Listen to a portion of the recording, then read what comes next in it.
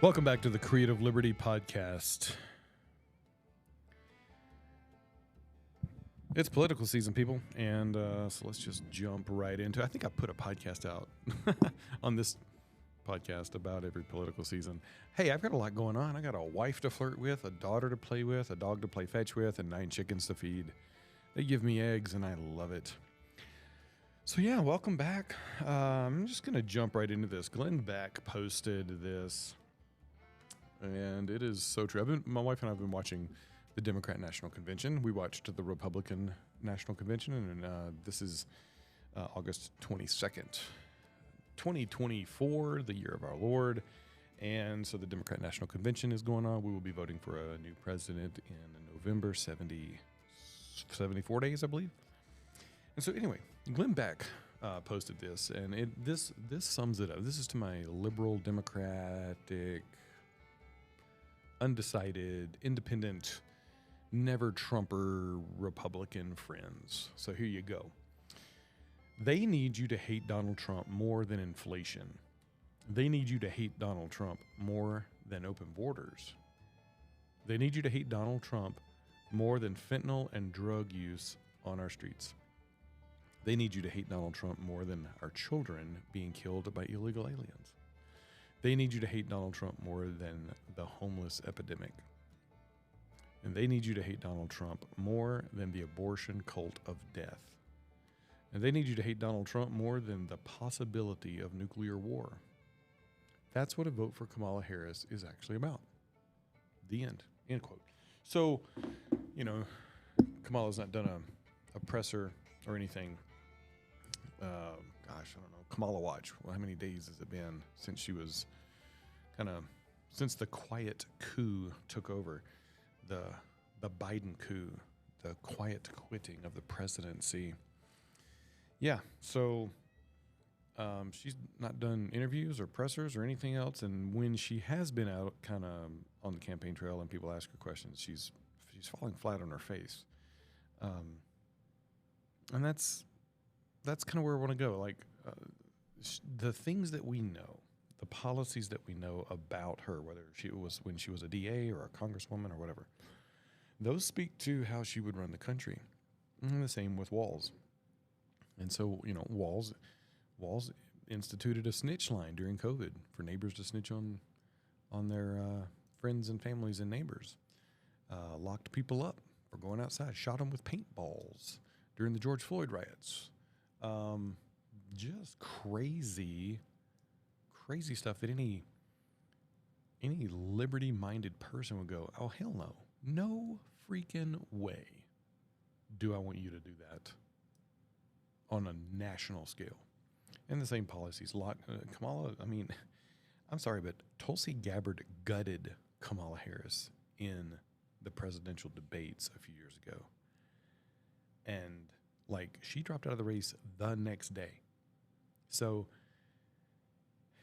she can't run away from her record, and she can't really run on it when she's locking up blacks for a small amount of marijuana and then going on morning shows and bragging about listening to Tupac and smoking dope when she was in college and Tupac hadn't even released an album at that point, just trying to be cool. So is she lying about smoking the dope, or is she smoking the ganja? Who knows? But she's locking up blacks for having a little bit of marijuana and things like that, and then holding people past their sentences so that California could have extra work in the fields and cracking rocks and, whatever roadside work, whatever California does with their prisoners. Keeping people past their sentences. And then Supreme Court, I don't know if it was of California or of the United States, forced her hand to overturn a conviction where this evidence came up where this black guy was proven innocent.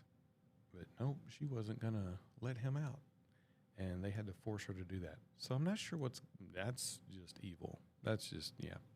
And then, of course, they're going to try to make this election about women's rights and abortion. And yeah, here's where I'm going to land on that. Abortion's wrong. It's murder. Period. And when conservatives talk about this cult of death of abortion, we're talking about abortion on demand. We're talking about late-term abortion. And Harrison Walls have even been on record saying, well, you know, if the woman changes her mind after she's given birth to that baby, just leave it on the table and let it die. That's evil. That's just pure evil. Should the procedure of an abortion be in the tool belt of the doctors? Yes. There are rare, extremely rare circumstances in the life of the mother, whatever, ectopic pregnancies, if you want to call them, you know, when they have to go in, the baby's not going to survive. That has to be there. But the, oh, I'm pregnant again, I'm just going to get an abortion on demand thing should not be, nor should late term or even after birth. And at that point, it's not an abortion. You're just murdering a newborn. So that's where I'll land on that. So the Democrats, and I use that term as the elites, the deep state, the whatever you want to call them, the people in charge, because it ain't Ben Biden and it ain't Harris. They need you to hate Donald Trump more than you need groceries, more than you need money in your pocket, more than you need fill in the blank. They need you to hate Trump more than that. And so that's where we are in this political season. You know, would it be great to have a statesman who was a boring president who got stuff done? Absolutely. Absolutely. But how do you reach across the aisle to people who have been canceling you, calling you a Nazi, calling you a racist, calling you this and calling you that, for the last however many years? Let's go back to Obama's presidency. Obama's one of the more racist people you'll ever meet. But how do you deal with people like that? I mean, my faith tells me, yeah, you know, love your enemies and things like that. But some people on the right are like, no, I don't want to reach across the aisle. I'll reach across the aisle and I'll smack them in the face, because you just can't work with people like that who are out to kill you, who are out to literally just slander you, impeach you, put you in prison, lock you up, all that stuff. Like, what do you do with that? What do you do? You vote. As if I can, I'll quote Barack Obama from the other night. Don't boo, vote. So yeah, vote. Vote these people out. Here's what it boils down to for me, and I'm looking at this with eyes wide open. You have to sit back as someone who is a critical thinker and looks at the landscape and goes, who is afraid of Donald Trump? Why are they afraid of Donald Trump? Why the vitriol about a New York billionaire who had a TV show? Why? The political machine that pushed this hatred. He's a racist. He's a misogynist. He's this. He's that. He's the threat. He is the existential threat to democracy, and we have to kill him. So we're gonna save the democracy. We're gonna cheat. We have $6 Million Man quote here. We have the power. We have the ability. We can make elections faster and fair. Then we can cheat at the election. We can just flip those votes for Biden. Yeah, it was stolen. Totally. You cannot. Saw it with my own eyes. Saw the votes flip. You're like, wait, that shouldn't even happen. And so anyway, you'll never be able to convince me otherwise. And with the way elections are ran, state to state, you'll never be able to prove it in court, more than likely. But yeah, the election was stolen. Right before our eyes. Millions of people watched votes get flipped. But that's neither here nor there. So where was I going? Where was I going with that rabbit trail? I was quoting Barack Obama. Don't boo, vote. Oh yeah. Why are they so afraid of Donald Trump? And you have to look at that landscape. What? And there's one guy. Why Why vilify? Why make stuff up? Every time they've gone to court or impeached him, it's come out that the Clintons did that. Nope, so-and-so did that. They lied about this. The media misquotes him. Oh, man, the Charlottesville thing, in Biden, in his angry, hegemonic speech the other night, they gave him the angry lucid juice. And he literally looked like a dictator up there screaming and yelling at America. He's not the unifier. He's never been the unifier. Mentioning Charlottesville again. Even the liberal fact checker Snopes has come out and said, no, that didn't happen. He said he denounced the neo-Nazis. He denounced the white supremacist. And then talking about the sculptures being pulled down. He said, hey, there were people there that didn't want it pulled down, and there were people there that did want it pulled down, and they were protesting peacefully. So there were nice people on both sides. And the media takes that and runs with it. Like, oh, he said the neo-Nazis are nice people.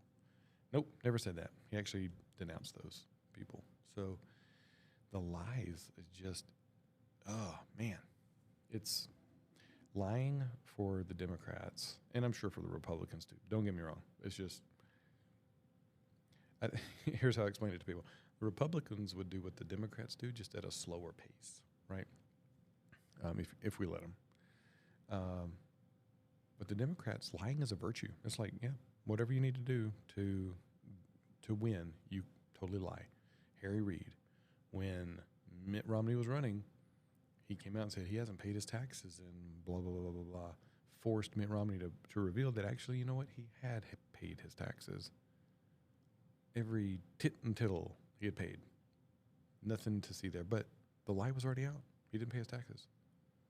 And when confronted on that in an interview, Harry Reid was asked, you lied about, he presented, you lied about that. What's that about? And you know what his response was? Go look it up. It's on YouTube. Well, he didn't win, did he? Harry Reid's a lying sack of crap. You're a lying sack of crap. You're slandering someone. You're a lying sack of... Hey, guess what? It's just humanity. Humanity's been doing this. They lied about Jesus. Sure did. So, that's what they do. That's just what they do. But why? Why the vitriol? Why the lying? Why not just let a guy run and let him hang himself if there actually is stuff in his past or stuff that he messes up on and things that he does? Because we're supposed to have a whole bunch of hope and joy and grace towards, Kamala and Tampon Tim. They're human. They're going to make mistakes. Yeah, you just got to, not for Trump, though. Heck no. We got to lock him up. Why? You may not know this or not, but Kash Patel and Trump, once they were in office, were actually quietly dismantling the deep state. They were getting rid of the deep state. So all these people who are interconnected, and when we say the deep state, there's no cigarette smoking guys in a back room with dark suits, going, oh, we need to assassinate him. He is going to take away all of our money. No, it's like Cash describes it. It's also like woven and interconnected, that this department and that department, and they kind of get their marching orders from top down or bottom up. Who knows? And so they get a narrative and they run with it. And so they were upending the gravy train. That stuff's also connected with money and power. That's all it's about, money and power. And Trump and Kash Patel and some others in Trump's administration, they were getting rid of them. Getting rid of regulations, getting rid of departments. And they just didn't do it fast enough, and they didn't do it thoroughly.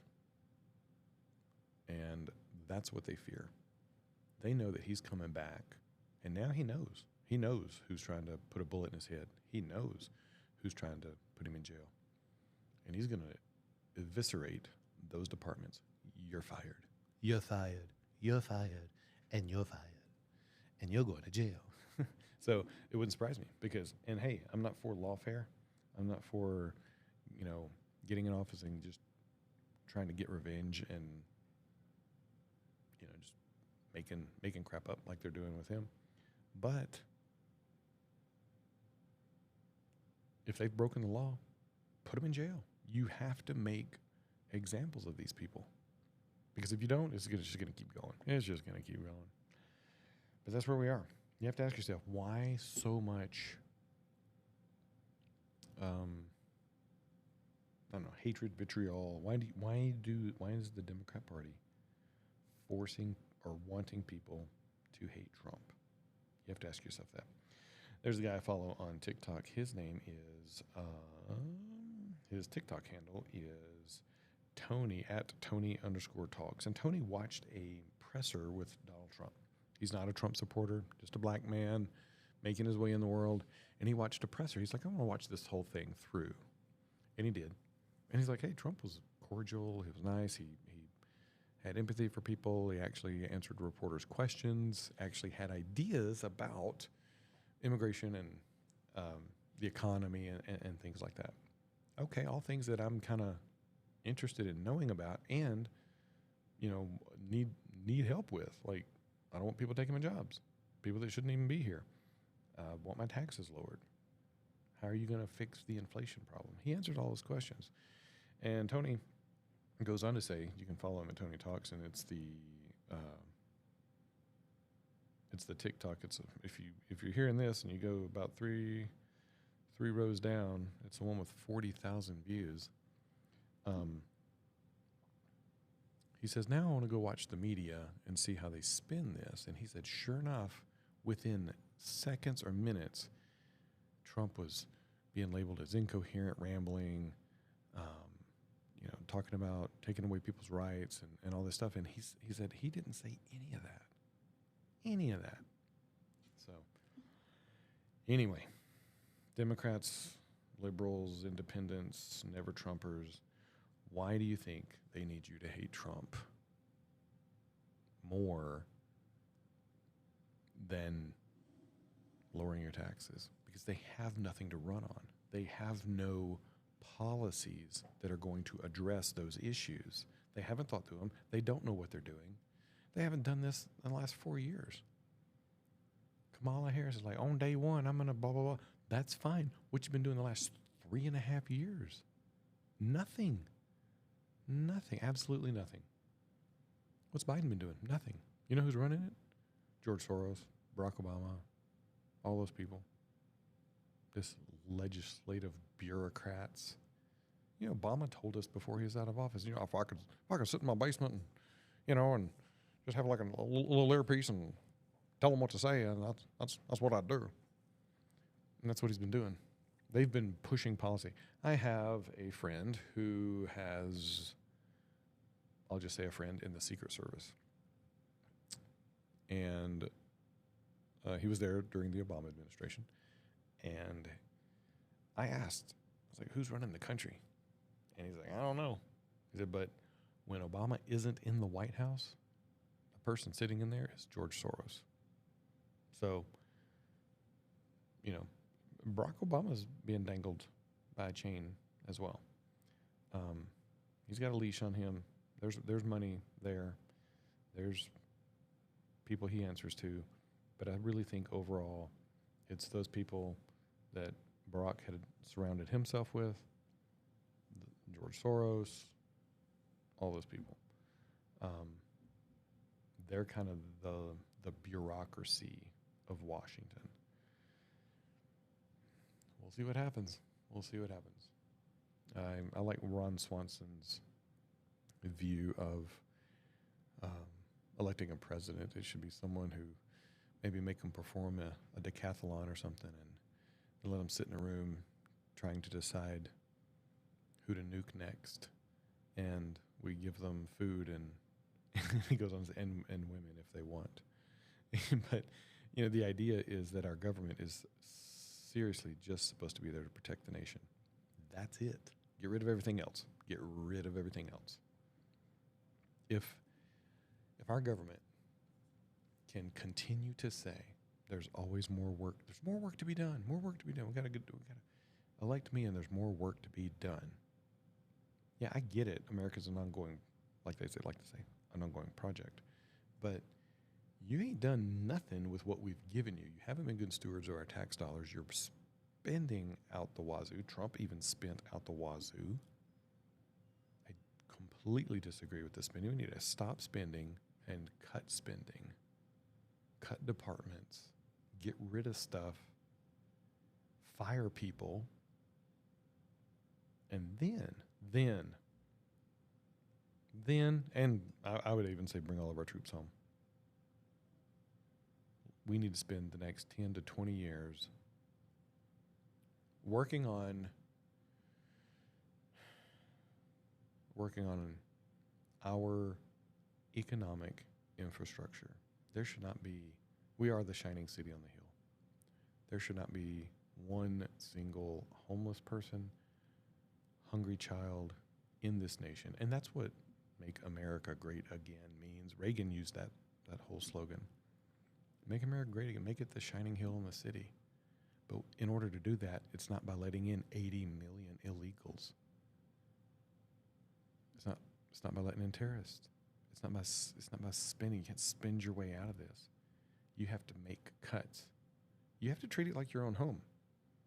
If my wife and I there's too much month coming at the end of the money, I don't eat steaks.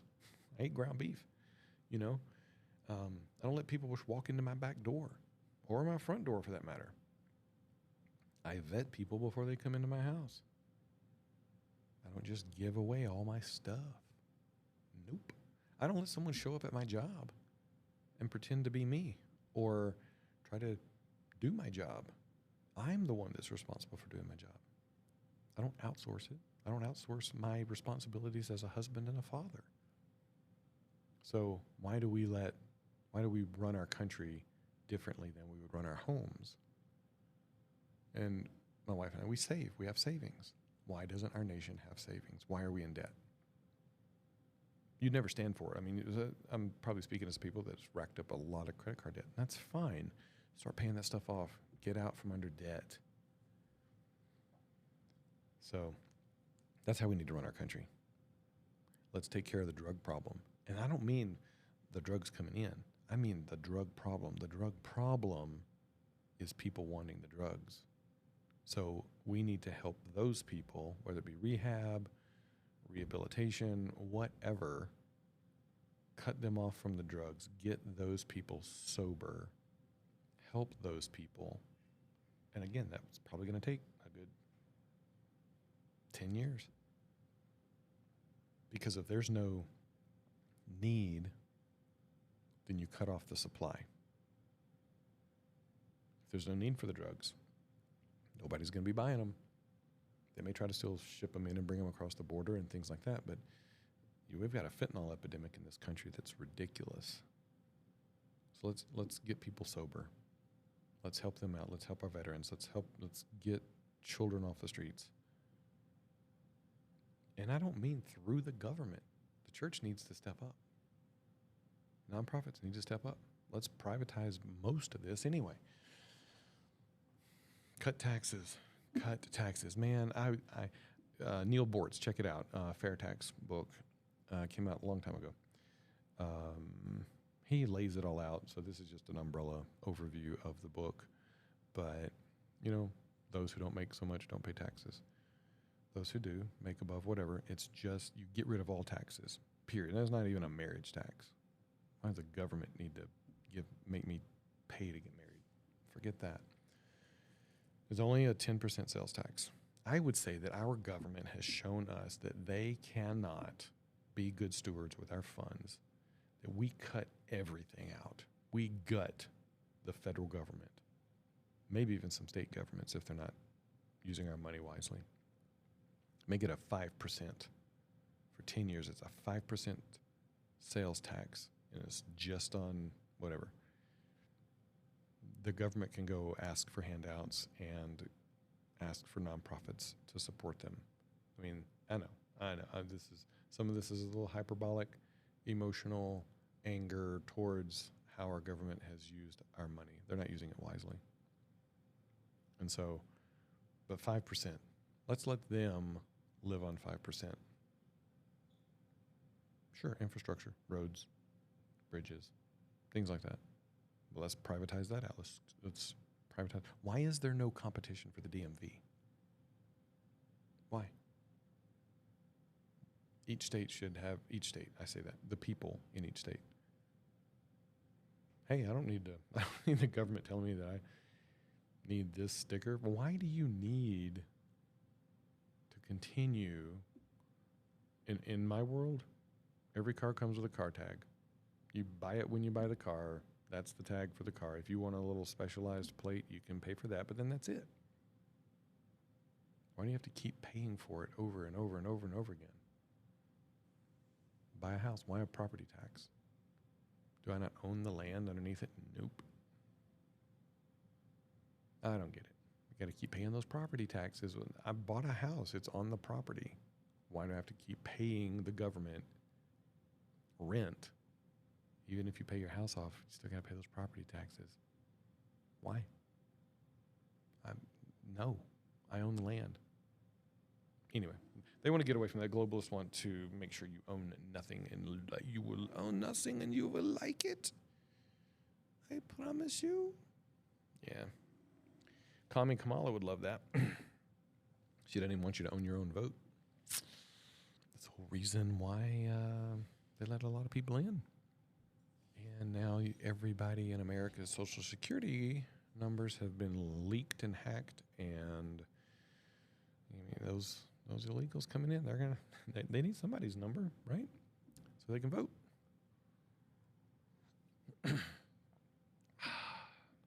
So anyway, what else? What else is going on in politics? By the way, politics is my ball sport, and I never really understood going into the 2016 election why I had friends essentially call me racist. If you vote for me, this is before I even started really paying attention to, like, okay, who's running, what's going on, blah blah. I'm just watching the debates and stuff. And for the record, I did not vote for Trump in 2016. Kind of wished I had now. But I just kind of figured, like every other politician, going to get in, promise a bunch of stuff, and not do anything. And he was the first president in my life that actually got in and started actually doing stuff. Like, oh, he promised that, and he's keeping his promise. Awesome. And so, oh yeah, man, I was called racist for voting for him. If you vote for him in 2020, you're racist. I was told, and this is by good friends. I was also told, if you don't vote for Trump, you're not a Christian. If you do vote for Trump, you're not a Christian. I just laughed at this stuff. This is so stupid. It's like, okay, yeah, okay. And that's going to determine my salvation. Screw you. You won't, I'm kind of from the south side of heaven, so you can just shove that up your butt. I'm not going to deal with this. That doesn't determine my salvation. Who I vote for shouldn't. And for me, it's all ball sports. And then, so anyway, all that vitriol, and I'm like, what the heck's going on? So I started really digging in and looking at everything. Try to do it with open eyes, and my guy got in, so I'm gonna ignore. Nope. And man, I will admit, knowing what I know now about 9/11 and George Bush and all that, man, I bought into it, hook, line, and sinker. But at that time, America wanted its pound of flesh for what had just happened on 9/11. Yeah, invade Iraq. Later we find out nobody in Iraq had anything to do with 9/11. He's got weapons of mass destruction. No, he didn't. Apparently. No, he didn't. He let people think he did, and he told us that. Towards the end of his life, before he went up to the noose, look, I was just telling them so Iran wouldn't invade us and attack us. I just let them believe that we had weapons of mass destruction. At some point he did, but then he ran out, I guess. Saddam Hussein put a hit out on George Bush's daddy. Mo, you don't put a hit out on my daddy. I'll come show you the might of the military. So, Yeah. And when you look at 9/11 and the more that comes out, more footage, you kind of have to ask yourself, did the CIA have anything to do with 9/11? There's a lot there that's unanswered. Buildings being blown up, not by planes. Building number 7, look into it. Coming down. Like, I'm no flat earther, but man, did we actually go to the moon? Was 9/11 an inside job? You know, you hear for years, 9/11 was an inside job. Oh, shut up. You're an idiot. You conspiracy theorist. Them terrorists did that. Maybe. Maybe not. Maybe they were working with the CIA, and maybe they double-crossed the CIA. Oh, we will land the planes and hold the hostages. No, we are going to fly them into the buildings. So maybe they double-crossed the CIA. I don't know. No clue. And I'm not going to get into it. That was neither here nor there. So this just. I'm not going to read that. Getting news updates. So anyway, that's where we are this political season. There's 2 camps, and you have to hate the other one. No, you don't. No, you don't. I work with liberals, mostly liberals. That's fine. They're great people. Most of them don't wear their hearts on their sleeve. But there's a... I think I have a little bit more disdain for the never-Trumpers than I do the liberals. But my rant is more for the elite base of the Democrat Party. They haven't done anything in the last, let's just say the last 4 years, 3.5. Joe Biden's got dementia. He's a horrible person. I'm just gonna say it. He's a horrible person. I hope in his lucidity that he finds Jesus and knows Jesus before his mind is gone. Same. I pray that for Trump, and I pray that for all of our presidents and people in their cabinets and stuff. So yeah, it's a crazy political season, and you know, let's jump into the what do you think? What do you think they're going to do? Deep State's going to do next? They're going to have to assassinate Trump. Maybe they might. Yeah. Explain to me why there was a cell phone, if not Crook's cell phone, who shot at Trump and grazed his ear. Was it Crook's? I can't remember if it was Crook's cell phone or a cell phone that went from Crook's house to a place in D.C. where FBI agents are known to hang out. Back and forth, back and forth, back and forth, back and forth, back and forth. They were grooming that kid. If Crooks did it, they were grooming that kid to take a shot at Trump. And it wouldn't be the first time that the FBI or CIA has done that in our nation, to our nation. So, yeah. Yeah. I was having a conversation with my sister-in-law, and she was saying, man, I always thought we were the good guys. And come to find out, in most situations, we haven't been the good guys. I am the hopeful optimist, and I still think we are the good guys and can be the good guys. We just need to uproot the rot in this country. Uproot it, throw it out, burn it in a fire pit. No, I don't mean burn people, you dummy. But we need to uproot the rot. Now, what do you do with a rotten root? You uproot it, toss it in the bonfire. Burns quick. We need to uproot the rot in this country. Put them in prison, kick them out of office. I really like the idea. My idea, you can give me the credit for it 100 years from now. I really like the idea of making all these politicians come home. We don't need D.C. Put these suckers downtown in a little shopping center, give them an office and a secretary and a computer, let them all Zoom their meetings, and any civilian can walk in and make an appointment to see them and sit down and talk to them. you did that, you'd see a lot of these jackwagons get out of politics because they're only in it for the money and the power and the fame and the clout, and it should never be like that. Pay them the average teacher salary as a public servant, and see real quick who gets out. Oh, but Major, the wheels of politics and blah, blah. Nope, term limits on every one of them, and then you might actually see some good people in your community say, "Hey, I'll run for that. I'll step in and do that for a little while, and then I'll get out." And if they do a really good job, thank you for doing a really good job. Thank you for managing our money well, or whatever, leading our city well. And you have to sit out a term.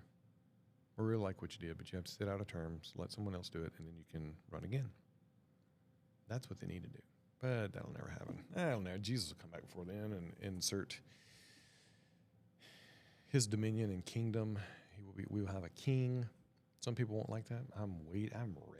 I am ready to say, "Hey, Jesus, this is my wife and our daughter." And he's like smirking like, "I know, I made them. And here's our dog and our 9 chickens." So, yeah.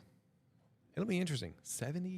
I think it was last night, I think I heard 75 days until Election Day, November 4th or 5th. Better figure that out. For the Democrats, it's the 7th. I can go to jail for that, right? That's misinformation and disinformation. Yeah, young, shove it up your butt. I can say whatever I want, whether it's misinformation, disinformation. Oh my goodness, I put so much stuff out on Facebook. It makes people question my lucidity. I love it though. Facebook is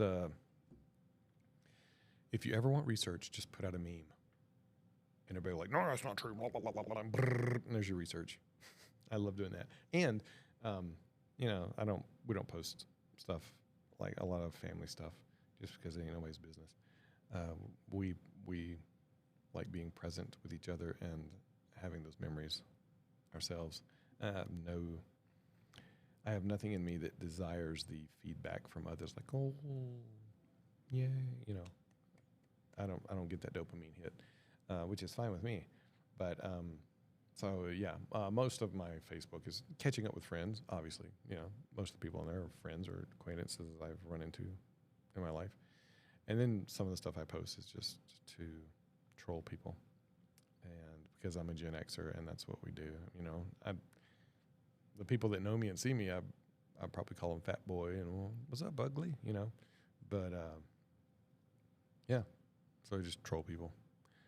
This year I've been I always pick something to do for a year, whether it's add something into my life or take something out. And I think just natural. I've been doing the carnivore diet for over a year. That's another podcast, but I think I've gone full MAGA and Christian nationalist on my Facebook page, just because people were like assuming as much, like, "Oh, he's a Christian nationalist," or he's blah, blah, blah, MAGA. Well, I'm just gonna embrace it and run with it, and it's been fun. I haven't got as much pushback as I thought I would, but I guess it's okay to be MAGA now. MAGA, that's so funny. It's okay to be a Trump supporter. It's okay to be hey, guess what? It's okay to be a Kamala Harris supporter. I'm going to question your morals, but I'm not going to hate you. I'm going to question your critical thinking skills. And hey, guess what? Question mine too. I don't care. Yeah. But for me, it's just sports. Politics is boring because when you break it down, you have about probably 2% of the people in politics are actually there for the right reasons, and the rest are there for power, fame, whatever, book deals. Nancy Pelosi, why is she there? Why is she there at her age? For what? Why? By the way, AOC is going to run in 2028. I guarantee you, she'll be over 35. And that girl is going to be shaking that head and snapping those fingers and pointing and throwing out some TikToks and some Instagrams, all leading up. She's prepping She's prepping the groundwork. She's going to run in 28. Guarantee it. You can see it in her eyes.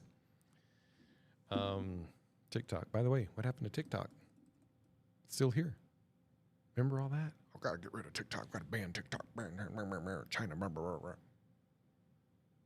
It's still here. And Kamala Harris is on TikTok. What's all that about? See? Open your eyes, people. They're lying to you. They're lying to you. And they're stealing your money legally. Man, I wish there was a little note card where we could say where we wanted our taxes to go. And if we didn't check a box or check miscellaneous, it didn't get to go there. In Colorado, we have what's called TABOR.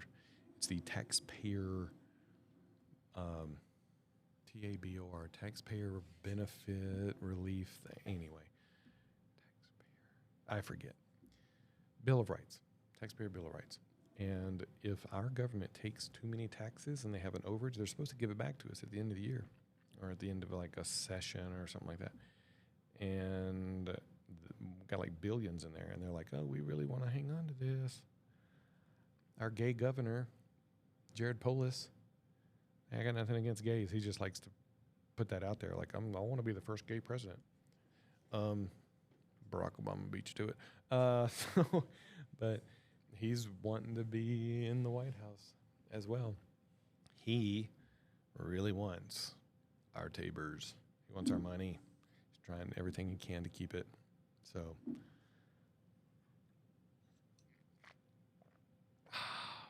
yeah, it is kind of funny that that's how he's like, I'm the first gay, blah, blah, blah. Nobody cares. I don't care. Nobody cares. Don't care. Don't care if you're black. Don't care if you're white. Don't care if you're gay, straight, trans. We don't care. We just don't care.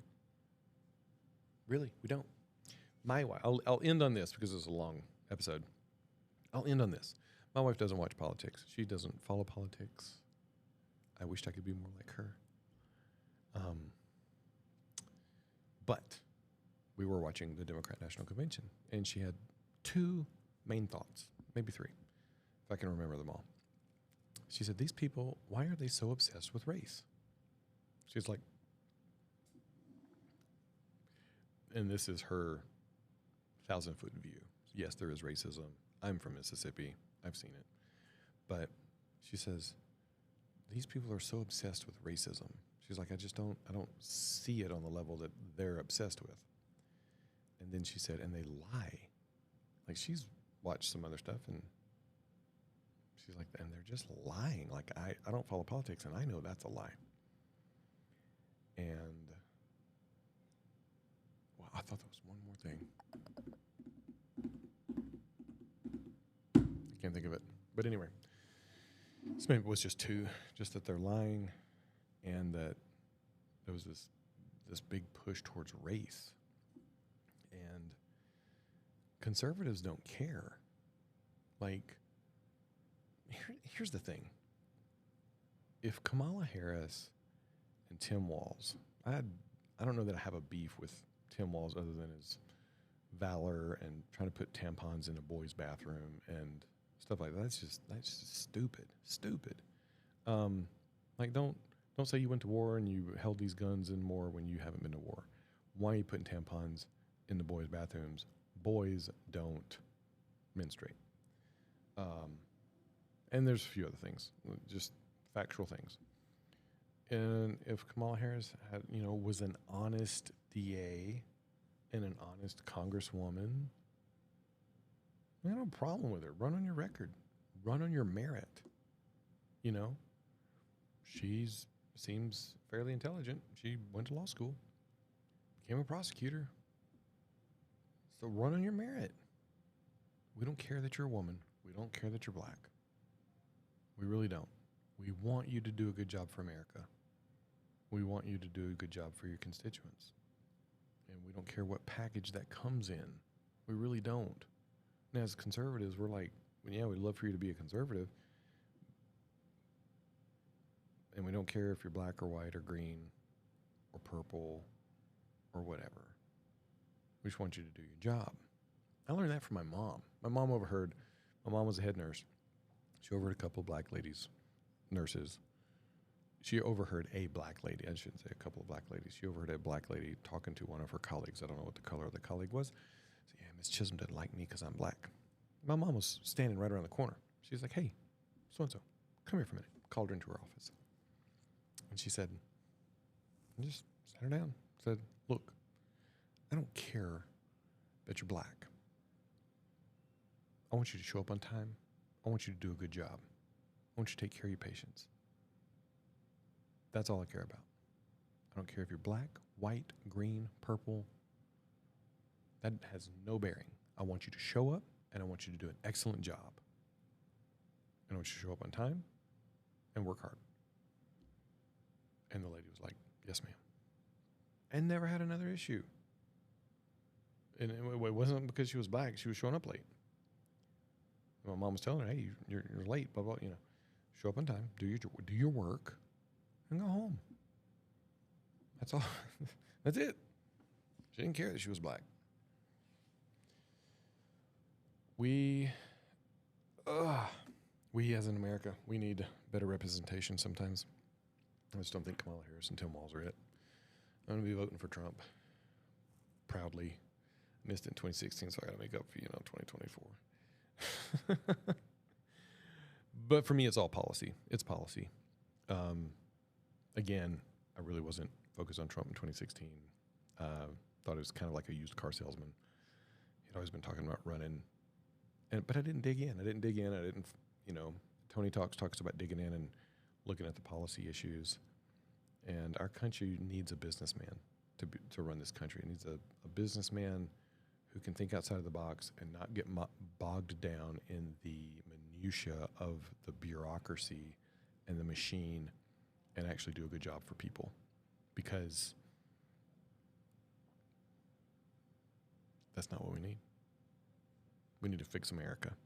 Fix America, and then let people come in legally to this shiny city on the hill. These 80 million people that have crossed our border in the last 3 or 4 years, they're coming here. If we were this racist nation that they make us out to be, then, why would they come? And it doesn't add up. Doesn't pass the smell test. So, well, this has been fun. I haven't done this in a while. I'm going to try to put some more out as the election draws near. Trump was almost assassinated. Why are we still not talking about that? Google memory hold that really quick. And they got in trouble for it. Trump was assassinated. Here's what you need to know about the politics right now. Trump was not assassinated. Sorry. There was an assassination attempt on Trump. Say that 5 times fast. Joe Biden was forced out, a quiet coup. And I guarantee you, his family, oh my goodness, all kinds of pardons are coming down, and they're going to walk away with millions, if not billions. Kamala Harris was the worst VP in liberal circles prior to agreeing to step up. And now she's Barack Obama 2.0. They're actually 4.0 for Barack Obama because he's the one who's been leading this country. And so now she's the darling? How does that? That didn't pass the smell test. Does not pass the smell test. Just a month ago, they were the worst thing for America. Oh, now that Joe has agreed to drop out, yay, Kamala. It doesn't pass the smell test. Think, people, think. Anyway, so that's what's going on. Why are we not talking about the coup? And why are we not still talking about an assassination attempt and getting to the bottom of it with Trump? Yeah. And CNN was the first time that they live streamed any of the Trump rallies. Something was up. Somebody knew something. You'll never be able to convince me otherwise. The deep state was behind that. And if they weren't behind it, they allowed it. Period. I got a good mix of coffee going on today. Well, That's my cue. Thanks for listening to this episode of the Creative Liberty Podcast. It's political season, people. Woo! Let's do this. It's fun. Hey, after watching the DNC last night, I will say this. They like to gaslight the crap out of people, but there were a few people who did speak truth. And they said you need to love your neighbor as yourself, regardless of their politics. And I appreciated that. You know, coming from the people who's called us racist and Nazis, and that the left needs to get in our face and find us and harass us and shoot at us. It's kind of comical coming from those people. Them people. What? Who's those people you're talking about? Yeah. Leftist commies is who I'm talking about. Hey guys, I'm going to love my neighbor, but it's political season. The gloves are off. Let's do this. Let's fix America. Not just for our sakes, but for our kids' sakes. I would love to live in America where we see our national debt eradicated and we have a surplus. Can you imagine how low your taxes would? You probably wouldn't even have to pay taxes at that point. But if we could get out of our national debt, not owe anything to any countries, be energy independent, and really invest in the citizens of the United States of America and allow that to grow, all the while diminishing government and government control and bureaucracy. I think the innovation power of entrepreneurs would explode. Like you'd see 100 Elon Musks rise up and start inventing things and doing stuff. And we could bring a lot of jobs back to America, bring our troops home. Yeah. Anyway, thanks for listening to this episode of the Creative Liberty Podcast. I will see y'all on the next one. And until then, go forth, eat meat, lift weights, love Jesus, and love your families. See ya.